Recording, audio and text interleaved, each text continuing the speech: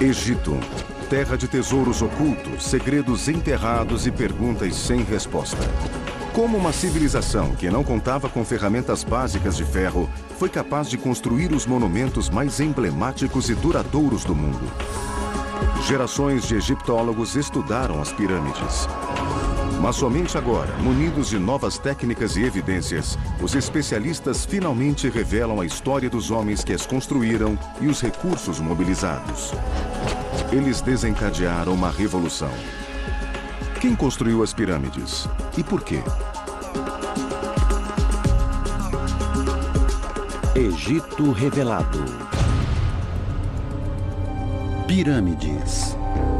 7 quilômetros de comprimento é o tamanho mínimo dele. É como um grande labirinto. Quem não souber o caminho nunca vai voltar. O Dr. Zahi Hawass explora uma rede de túneis sob uma montanha de pedra, uma pirâmide. A câmara em seu centro abriga um único sarcófago vazio. A razão para essa estrutura imensa ter sido construída. Esse lindo sarcófago de alabastro é uma das descobertas mais incríveis já feitas dentro das pirâmides. Ele revela a crença religiosa dos egípcios antigos de 5.000 anos atrás. As pirâmides eram construídas para abrigar o corpo de um rei ou rainha. Mas eram mais do que um monumento funerário. Os faraós acreditavam que as pirâmides tinham uma função prática. Elas os conduziriam à vida após a morte.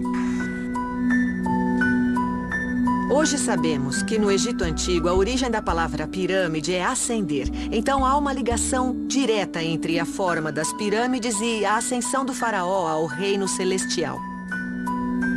Existem cerca de 80 pirâmides no Egito. Embora a civilização egípcia tenha existido por 3.000 anos, a maioria delas foi construída durante uma era de prosperidade que durou pouco mais de um século. A maior é a Grande Pirâmide de Quéops, a única das 7 maravilhas do mundo antigo ainda de pé. Ela foi feita com quase 6 milhões de toneladas de rocha, cortadas, esculpidas e transportadas à mão. Durante mais de 3.000 anos, foi a construção mais alta do planeta. A pirâmide de Quéops está localizada nos arredores da cidade do Cairo. Ao seu lado estão pirâmides menores, construídas pelos descendentes de Quéops. São a imagem clássica do Egito.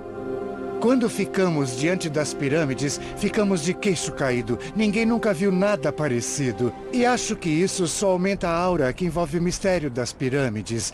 Por isso queremos uma explicação para a sua existência. É a questão que mais intriga os egiptólogos. Esta civilização não contava com uma tecnologia de engenharia moderna. Por que então almejou a construção de algo tão monumental? Para descobrir a resposta, os arqueólogos voltaram centenas de anos antes das pirâmides para analisar as primeiras sociedades egípcias. Em algum ponto do primeiro período da história do Egito, existia a crença na vida após a morte, e essa crença era representada pelo fato de os mortos serem enterrados em covas rasas, cavadas no chão. Estes primeiros túmulos eram cobertos com pilhas de pedras e areia, talvez para proteger os corpos de animais carniceiros. Ao longo do tempo, estes montes funerários assumiram um simbolismo religioso na história egípcia da criação. Este monte, sobre a tumba, provavelmente representa o primeiro monte emergido do oceano primordial, quando a vida e o mundo foram criados. Era um símbolo da vida, um símbolo da vida. E tinha o poder de ressuscitar o rei para a nova vida após a morte. Estes são os primórdios, as primeiras estruturas no Egito, colocadas sobre um túmulo para garantir o renascimento dos mortos. Mas como pequenos montes de areia se transformaram em imensas pirâmides de pedra? No começo eram bem rústicas, mas aos poucos se tornaram cada vez mais elaboradas. Antes eram apenas um buraco no chão coberto por um monte, e então esse monte se tornou uma mastaba. O monte se tornou uma construção, a mastaba. Em vez de pilhas de terra, tijolos de barro eram dispostos para formar paredes inclinadas, rematadas por um teto plano. O professor Gunther Dreyer passou anos investigando esta evolução. Ele acredita que estes primeiros túmulos foram construídos para que o ocupante da tumba pudesse armazenar bens suficientes em sua jornada para o outro mundo. Eles precisavam de tudo o que tinham na outra vida. Primeiro, é claro, comida. Depois, ferramentas, armas, joias, tudo. A mastaba era um misto de tumba, palácio e armazém. Tijolos de barro eram o único material de construção disponível. Os tijolos eram dispostos de uma forma específica. Uma camada, como essa, com um lado menor exposto. E outra camada, com um lado maior. E essas camadas iam se alternando para dar mais estabilidade e evitar rachaduras. Ao longo do tempo, os construtores de tumbas refinaram o uso dos tijolos. Em Abidos, cerca de 480 quilômetros ao sul da Grande Pirâmide, o professor Dreyer escavou o túmulo do faraó Khazekemui.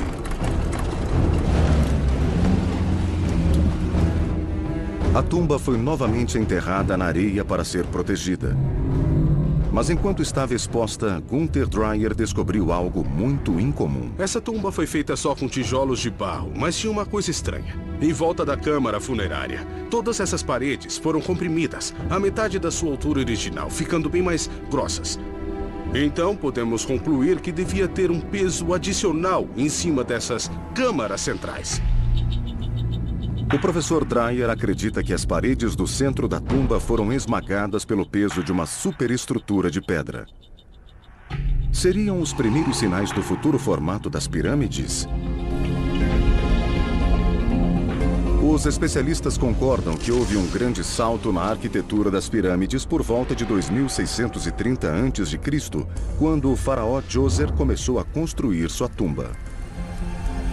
Ao analisarmos o desenvolvimento das tumbas reais, é uma evolução gradual, mas elas sempre ficam maiores e mais elaboradas. E acho que Djoser foi quem deu os maiores passos. Djoser iniciou sua tumba como uma grande mastaba, semelhante às construídas por seus antecessores. Djoser decidiu construir uma grande parede de proteção ao redor da tumba. Mas a parede escondia a visão dessa tumba. Então, seu arquiteto criou uma solução bem simples para torná-la visível de novo, que foi construir outro topo em cima do primeiro, outra mastaba sobre ele. Assim surgiram os degraus. Pirâmides de 6 degraus, com mais de 60 metros de altura. As pirâmides de degraus desempenharam um papel importante, não apenas na história do Egito, mas também na história da arquitetura. Em Saqqara, no sul de Giza, situa-se a maior construção de pedra do mundo.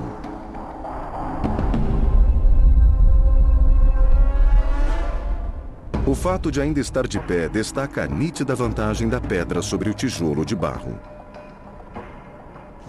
A eternidade é um período longo. Muito longo. E sem fim. Os tijolos de barro não durariam para sempre, mas a pedra é um material mais resistente. A pedra proporcionou aos egípcios uma recompensa valiosa: a eternidade. Os egípcios fizeram de tudo para garantir que as tumbas pudessem durar para sempre. E acho que esse é um dos motivos para que as pirâmides fossem feitas de pedra. Elas são mansões para a eternidade, como as montanhas, como o centro da Terra, feitas para durar para todo sempre.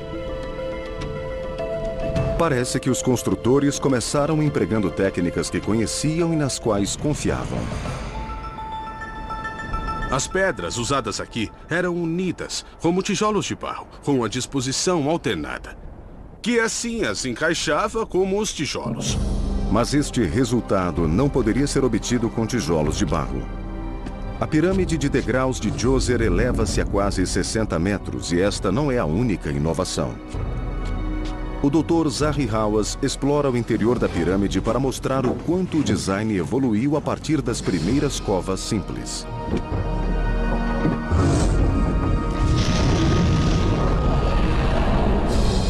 Há mais de 5 quilômetros de túneis nesta tumba. Câmaras construídas sob toneladas de pedras para abrigar Djoser, sua família e seus bens com muito esplendor. Essa câmara funerária é um milagre. Um milagre da arquitetura. Uma pirâmide de degraus. A primeira pirâmide de pedra da Terra. E os arqueólogos conhecem o responsável por esta revolução arquitetônica. Eles já podem dar um nome ao homem, ao gênio que projetou as primeiras pirâmides. Muitos aspectos das pirâmides do Egito são notáveis. Seu tamanho, sua idade e o fato de ainda estarem de pé. O mais incrível é que podemos dar um nome ao arquiteto que construiu as primeiras pirâmides para o faraó Djoser. Quando falamos sobre as grandes inovações da história, pensamos na roda, pensamos na invenção do fogo e não conseguimos associar um nome a essas invenções. Mas nós temos um nome para o homem que criou a arquitetura em pedra. Especialista na arte do Egito Antigo, o Dr. Robert Bianchi acredita que os vestígios de uma estátua do faraó Djoser revelam o nome de seu arquiteto. Essa estátua foi descoberta perto do recinto das pirâmides de Djoser em 1926. É importante por várias razões. Primeiro, preservou o nome de Djoser para nós. Um dos nomes está aqui à esquerda. Quando começamos a ler as inscrições na estátua, vemos uma coisa extraordinária e quase única na história da arte egípcia, que está na segunda linha, no canto inferior esquerdo. Lemos E-E-M-O-T-E-P, o nome de Imhotep. Temos o nome de Djoser e esse epíteto que se refere a Imhotep na estátua. Djoser elevou Imhotep a um status quase divino. A estátua de um rei era sagrada, já que seria uma extensão de seu corpo. O fato de o nome deste homem mortal, Imhotep, estar gravado na estátua de Djoser é extraordinário. Então nos perguntamos por que ele faria isso. A resposta a isso talvez esteja na série de títulos que definem a posição de Imhotep no lado direito. Ele é o carpinteiro, o escultor e o designer dos vasos de pedra. Isso nos mostra as atribuições que esse homem ostentava, o que nos leva a crer que ele era o arquiteto da grande pirâmide de degraus, que foi o primeiro monumento de pedra já criado na história do mundo. Imhotep, o nome do homem que construiu as primeiras pirâmides. Ele foi o primeiro a mudar a arquitetura do mundo antigo, de tijolos de barro para pedra calcária. Ele também foi o primeiro a fazer o primeiro teto e o primeiro pilar de calcário.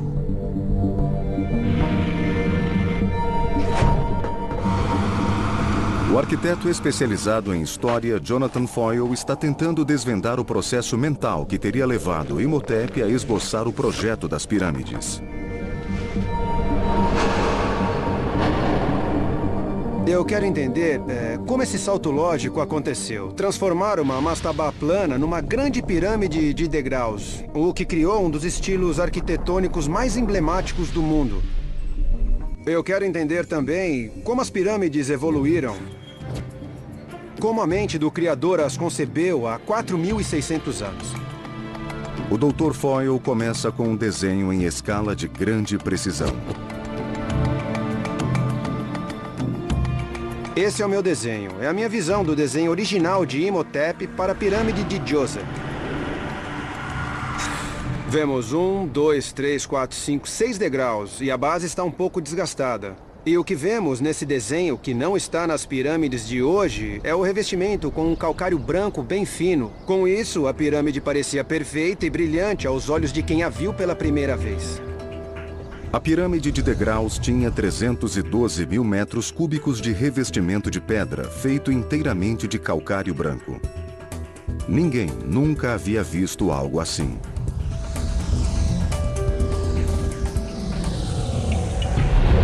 E é evidente que gerações de egípcios reconheceram as façanhas de Imhotep, reverenciando seu nome.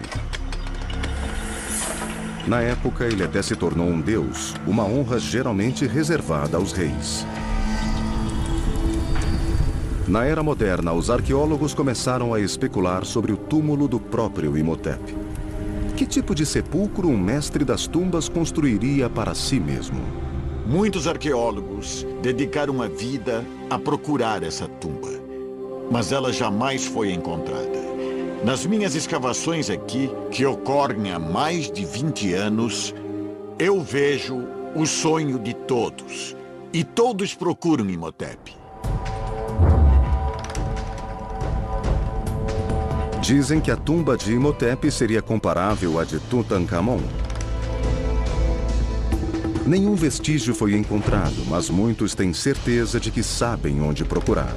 Acho que a tumba de Imhotep devia ficar perto do complexo da pirâmide de degraus, talvez a sudoeste. Temos que achá-la para descobrir. Mais cedo ou mais tarde, algum arqueólogo de muita sorte ainda vai encontrá-la. Vasculhando os arredores da pirâmide, Campbell Price espera ter esta sorte.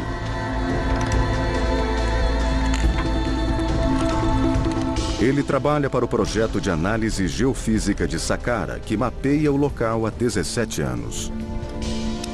Boa parte do trabalho que foi feito no último século nos deixou mais ansiosos para encontrar a tumba do primeiro arquiteto, o construtor da pirâmide de degraus, Imhotep.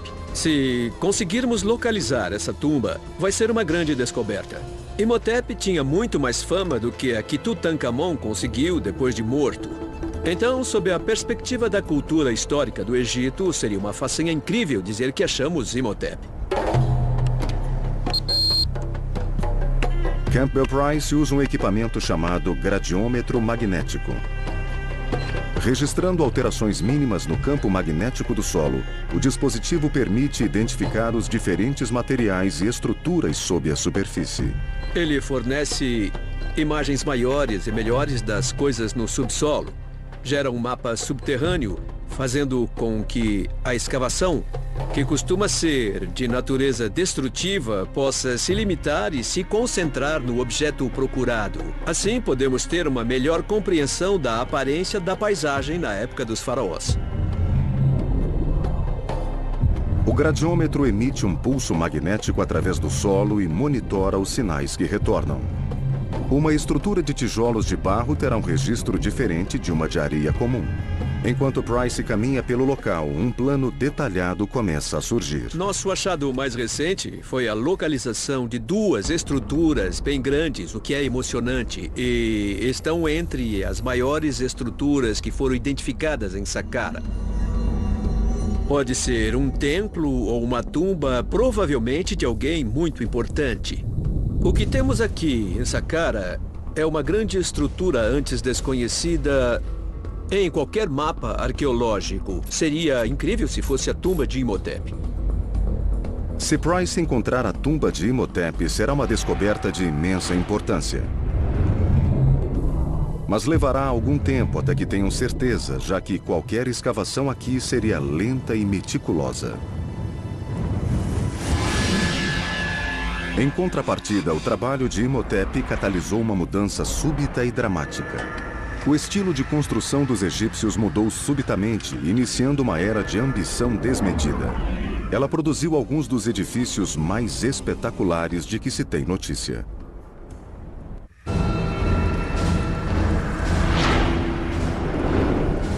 Quando o arquiteto Imhotep construiu uma tumba para seu mestre, o faraó Djoser, criou o primeiro monumento de pedra do mundo.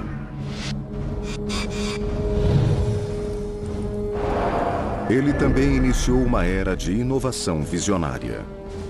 A inovação de Imhotep em pedra foi revolucionária. Foi como uma luz que se acendeu, uma lâmpada. Porque em poucas gerações, os egípcios passaram da pirâmide de degraus para a grande pirâmide de Quéops. Então não estamos falando de milhares de anos, mas de algumas gerações de faraós e uma mudança de dinastia. Isso foi quase instantâneo. O ritmo das mudanças só aumentou com o faraó Snefru. Snefru talvez seja um dos faraós mais notáveis ao subir ao trono do Egito. Ele abriu o caminho, ele é o pioneiro dos edifícios monumentais. Snefru chegou ao trono 50 anos depois de Djoser e construiu em uma escala extraordinária. Seu nome está ligado não a uma, mas a 3 pirâmides.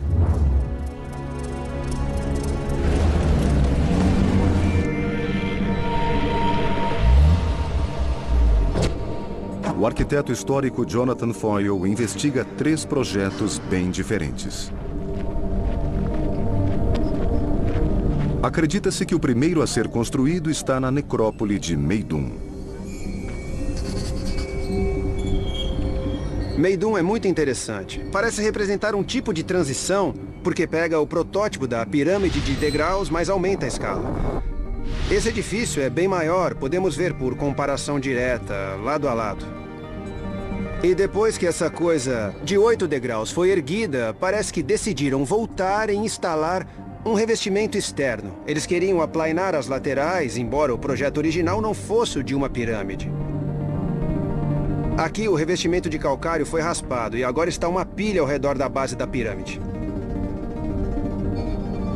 Meidum possui um design parecido com o da pirâmide de degraus, mas em uma escala bem maior.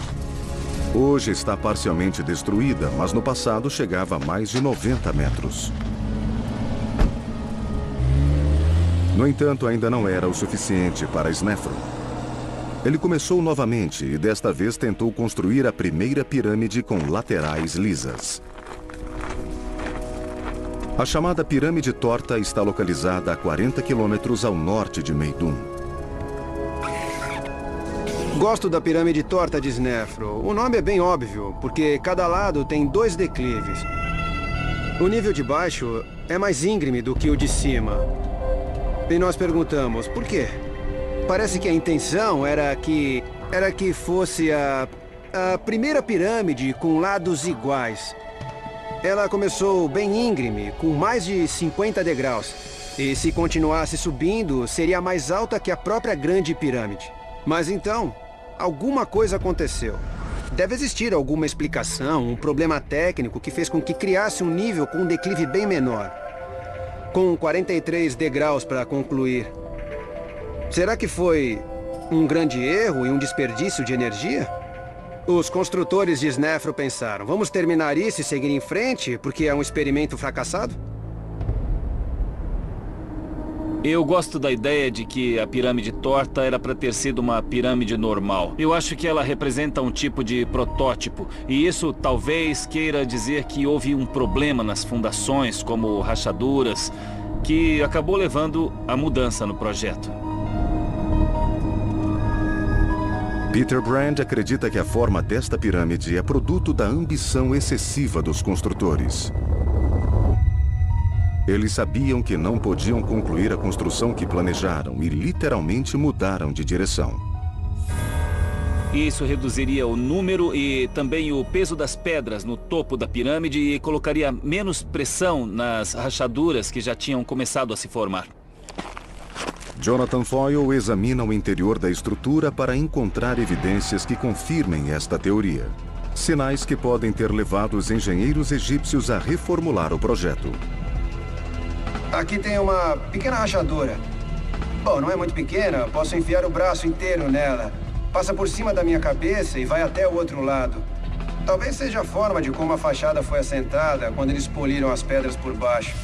Mas eu ficaria preocupado com isso, porque não houve uma boa aderência entre as pedras por aqui.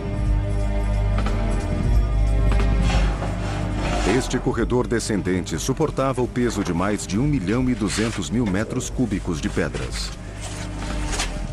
O Dr. Foyle acompanha a rachadura que vai até o centro da pirâmide, a câmara funerária. É incrível. É como uma catedral. E tem rachaduras por toda parte. Essa parede foi dividida. Esses blocos sólidos foram separados e uma parte está se projetando sobre a minha cabeça. E tem uma grande rachadura naquela parede de baixo. Para onde quer que se olhe, tem uma grande tensão sobre a construção. É possível que Snefru, na tentativa de construir um monumento que durasse para sempre, tivesse visto estas rachaduras e abandonado a pirâmide torta para iniciar uma terceira estrutura mais sólida. Depois de muita tentativa e erro na pirâmide torta, com suas laterais inclinadas e falhas estruturais, Snefru conclui seu experimento aqui com a pirâmide do norte ou vermelha. Ela foi feita sobre uma base sólida com lados inclinados regulares e alvenaria bastante refinada. Então é bem sólida. Essa pirâmide é perfeita, mas é um colosso. Sua escala é imensa e se compararmos com o protótipo de pirâmide de degraus de algumas gerações anteriores, é totalmente diferente. Eles já tinham virado a página. Este é o produto do que Snefru aprendeu em Meidum com a pirâmide torta. A primeira pirâmide verdadeira, com lados lisos e brilhantes, imitaria os raios do sol e levaria o faraó para a vida após a morte. Após 2 tentativas, Snefru finalmente havia projetado a pirâmide perfeita. Ela seria a referência de dezenas de pirâmides que vieram depois. Mas há quem discorde desta teoria. O arqueólogo Vassil Dobrev não está convencido de que a pirâmide torta tenha sido um fracasso deixado para trás. Tem um problema com a teoria tradicional. E ele é muito simples. A pirâmide torta, que tem sido considerada um acidente, um monumento abandonado, na verdade, é a pirâmide mais preservada do Egito. Grande parte do revestimento da pirâmide ainda está intacto. Ela parece ter sido concluída.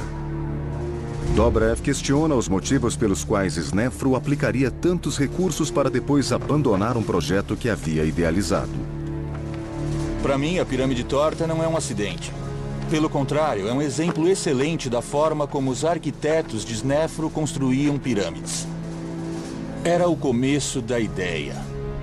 Era uma coisa nova, uma coisa original que ninguém nunca tinha feito antes. Se o design da pirâmide torta era proposital e ela foi concluída como previsto, por que Snefru quis fazer um terceiro monumento? A resposta talvez esteja na compreensão da finalidade da pirâmide. Uma teoria sugere que a pirâmide é uma réplica do Monte da Criação, o chamado Monte Bem-Bem, ou Colina da Criação, que surgiu no dia em que os raios do sol chegaram ao abismo aquático, iniciando a criação. O Monte Bem-Bem é o primeiro pedaço de terra a emergir do oceano no mito egípcio da criação do mundo. Dobrev acredita que a pirâmide torta represente este mito. Este elo com a criação testemunharia o renascimento do rei. E quando Snefru fez esse monumento, ele deve ter tido essa ideia de fazer um monumento parecido com o Monte Bem-Bem. E a teoria de Dobrev também explica por que Snefru construiu mais de uma pirâmide.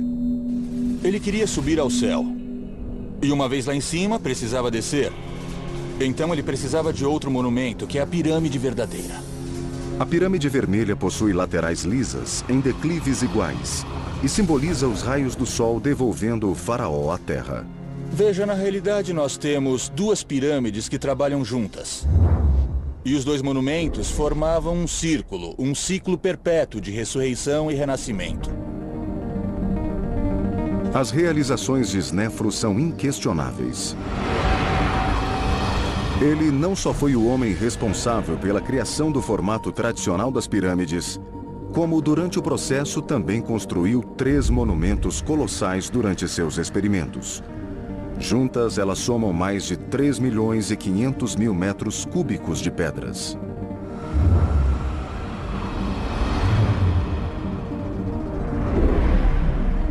Se pensarmos na quantidade, no volume e no peso de pedras lapidadas para formar as pirâmides de Snefru, nenhum outro rei da história do Egito usou tantas pedras na construção de seus monumentos.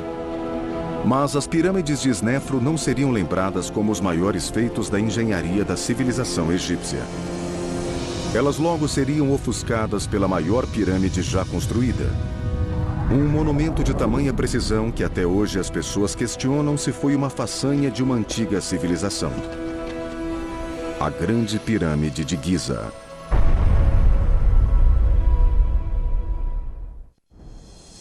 60 anos depois da construção de sua primeira pirâmide, o faraó Snefru havia aperfeiçoado o design que reconhecemos atualmente. Suas pirâmides são os protótipos, os modelos experimentais que permitiram que Kelpis construísse essa pirâmide tão perfeita desde o começo. Kelpis era filho de Snefru. Ele deve ter presenciado a construção dos maiores monumentos que o mundo já viu. Seu pai lhe deixou um legado de valor incalculável. Tanto sua visão monumental da arquitetura, quanto as pessoas para construir. Perto do final do reinado de Snefru, existia um núcleo de trabalhadores altamente capacitados. E isso sugere que Kelpis, quando sucedeu seu pai, acabou contratando os serviços desse núcleo de especialistas para começar a construir a Grande Pirâmide. Assim como Djoser havia convocado seu arquiteto Imhotep para projetar a pirâmide de degraus, Kelpis procurou um homem chamado Emiuno. Depois do faraó, ele se tornou o homem mais importante do Egito. Quando Kelpis tornou-se faraó, ele tinha que viver à sombra do pai ou fazer uma coisa ainda mais espetacular. Eu acredito que ele contratou os serviços de Emiuno para, assim, supervisionar todas as obras reais. Djoser havia superado seus antepassados até ser superado por Snefru. Agora era a vez de Kelpis e Emiuno vestirem o manto da inovação. Eu imagino Kelpis e Emiuno tendo uma longa conversa sobre a construção de um monumento que iria superar, que iria exceder o poder das 3 pirâmides feitas por Snefru. E o resultado dessa colaboração é o auge da Era das Pirâmides, a Grande Pirâmide, que é uma das 7 maravilhas do mundo antigo. É por essa razão que temos que fazer uma conexão entre Imhotep e Emiuno. Eles são o elo de uma cadeia. Um foi o homem que criou a arquitetura em pedra. E o outro, Emiuno, o homem que, na minha opinião, é responsável pelo ápice da arquitetura em pedra em uma escala jamais reproduzida em nenhum lugar do mundo. O arquiteto Jonathan Foyle caminha pela base da obra-prima de Emiuno, a Grande Pirâmide de Giza.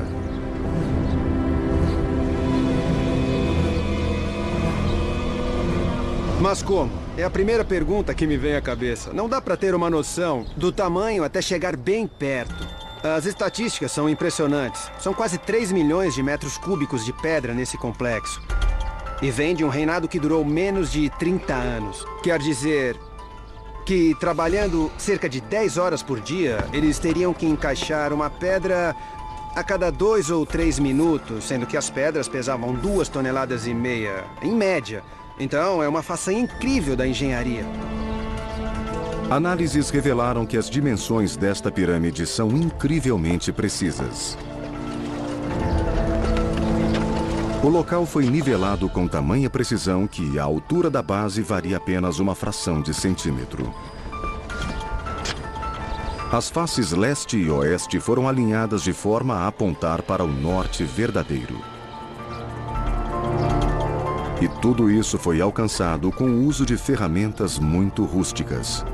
Isso parece ridículo que o fim da construção em pedra tenha acontecido depois da aparente perfeição que alcançaram quase que instantaneamente. Alguns vestígios recordam que a pirâmide foi construída à mão. Olhando a camada de baixo, porque toda a pedra que revestia todos os declives brancos foram removidos e o que estamos olhando são as pedras que estão embaixo. Dá pra ver o lado humano. Pessoas fizeram isso no final. Debaixo da perfeição tem vários blocos rusticamente lavrados. São irregulares, não são modulares, são desiguais e foram encaixados da melhor forma possível e unidos com argamassa. Vemos imperfeições sob o revestimento, é bem evidente aqui. Mas isso não diminui em nada essa incrível façanha. As inovações mais impressionantes de Emiuno podem ser encontradas dentro da Grande Pirâmide. O Dr. Zahi Hawass, o arqueólogo-chefe do Egito, entra por um túnel escavado há vários séculos por ladrões de tumbas.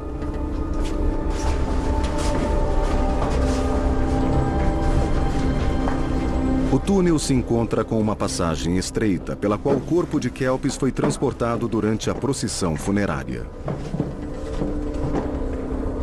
Ele termina em uma grande galeria, um salão espetacular que leva à câmara funerária.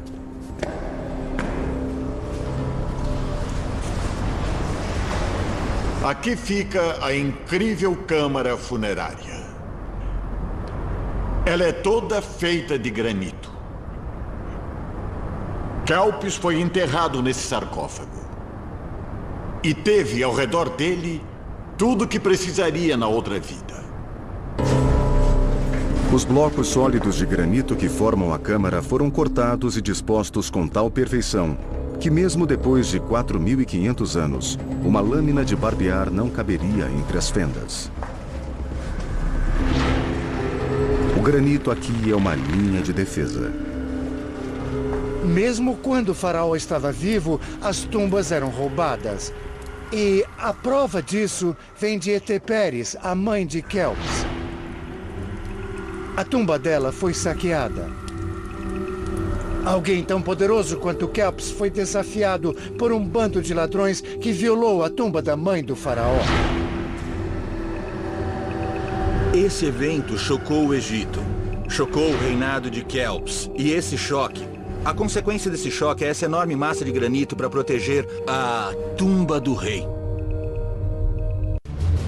Em 2528 a.C., os faraós do Egito Antigo haviam construído uma série de pirâmides, cada uma mais perfeita do que a anterior, culminando na maior que o mundo já viu, a Grande Pirâmide de Kelps.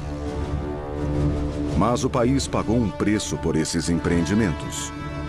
As pirâmides praticamente faliram o Egito por causa do imenso esforço despendido para construí-las. Quando Gedefra, filho de Kelps, chegou ao trono, ele precisava encontrar uma nova forma de construir seu próprio túmulo impressionante. Ele escolheu o local de sua pirâmide 8 quilômetros ao norte, em uma colina chamada Abu Roash.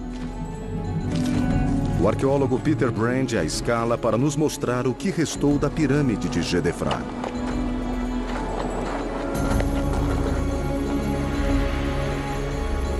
Aqui no Planalto de Abu Roash, podemos ver por que Gedefra escolheu esse lugar maravilhoso para construir sua pirâmide. Ele domina totalmente a paisagem ao redor.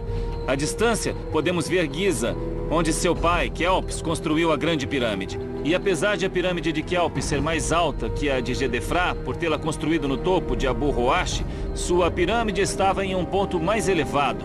E quando olhamos para baixo, nesta enorme cova esculpida na encosta, vemos o centro da pirâmide. O fato de a pirâmide estar totalmente em ruínas oferece aos arqueólogos uma oportunidade única de investigar o núcleo da estrutura. Estamos a meio caminho do corredor em declive que leva à câmara funerária de Gedefra e que agora parece uma enorme escada a céu aberto. Na antiguidade deve ter sido um túnel estreito e escuro que ia até o centro e todo esse espaço era preenchido por toneladas e toneladas de alvenaria com a enorme pirâmide de Gedefra sobre ela. Com grande parte da pirâmide vindo da própria montanha, Gedefra poderia destinar seus recursos a um caro revestimento de granito rosa, coberto pelo mais fino calcário branco. Fazendo isso, ele queria dizer: bom, minha pirâmide não é tão grande quanto a do meu pai Kelps, mas é uma pirâmide folheada de ouro, com esse maravilhoso granito. A pirâmide brilhante de Gedefra foi uma revolução no design. Menor em tamanho, mais esplêndida e parecendo mais alta que de seus antepassados. Alguns acreditam que ela deve ter sido a pirâmide mais magnífica de todas. Snefru, Kelps e seus filhos construíram pirâmides que acabaram consumindo os recursos do Egito até exaurir o país. Isso deve ter obrigado seus descendentes a desistir de igualar sua obra. Em vez disso, as gerações seguintes parecem ter buscado outras formas de atingir a imortalidade. A doutora Melinda Hartwig é especialista na arte funerária do Egito Antigo. Ela está visitando a pirâmide do faraó Unas, que reinou cerca de 200 anos depois de Kelps. A questão não era mais o tamanho. A construção das pirâmides era uma empreitada enorme, que consumia muitos recursos, uma grande quantidade de trabalhadores e exigia um grande poder de administração. Então, quando chegamos à quinta e sexta dinastias, as pirâmides são menores, cerca de 1/3 do tamanho das obras anteriores. Agora, a ênfase parece se deslocar para o design do interior. A decoração das paredes revela uma coleção de encantamentos e orações para ajudar o faraó na vida após a morte. O texto que vemos nessa parede aqui deve estar ligado ao ritual de ressurreição de Unas. Antes, a pirâmide era o suficiente para ajudar na ressurreição do rei, para levá-lo a outra vida. Mas na época dessas construções, na quinta e sexta dinastia, a pirâmide é um pouco menor e a ênfase passa a ser colocada nessas inscrições. Elas são a proteção oferecida ao faraó para uma ascensão segura. O que nenhum encantamento conseguia repelir era a ameaça dos ladrões de tumbas, tão persistentes que nada era capaz de afastá-los. A única saída lógica era esconder as tumbas. As pirâmides eram como faróis para os ladrões. Então, isso leva ao novo reinado em que os reis decidem se enterrar no Vale dos Reis para evitar saques. No isolado Vale dos Reis, os túmulos foram escondidos sob penhascos altos. O topo de uma montanha domina a paisagem, criando uma pirâmide natural. Uma evocação dos rústicos montes sagrados sob os quais os primeiros egípcios enterravam seus mortos. A localização de cada túmulo era mantida em segredo. E esse foi um dos motivos para que a tumba de Tutankhamon conseguisse permanecer escondida por tanto tempo. A tumba foi enterrada no Vale dos Reis, e seus arquitetos e projetistas tiveram o trabalho de camuflar a área ao redor para que parecesse uma paisagem desértica. Todas as pirâmides foram saqueadas e saíram de moda entre os faraós, mas ainda permanecem de pé.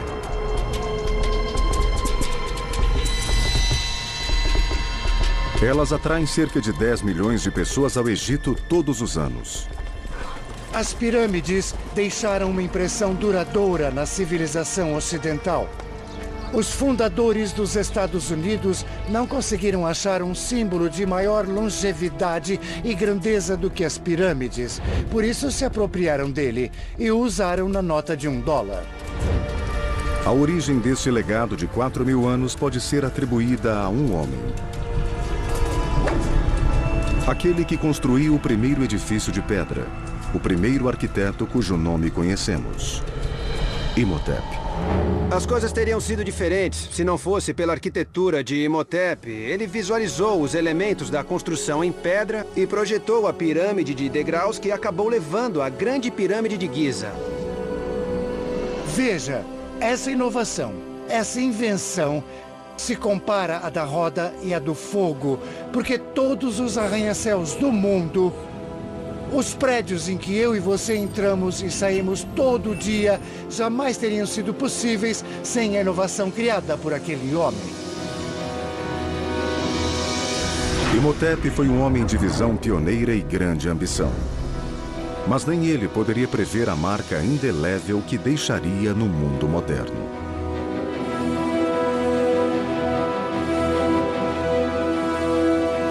Versão brasileira, Vox Mundi.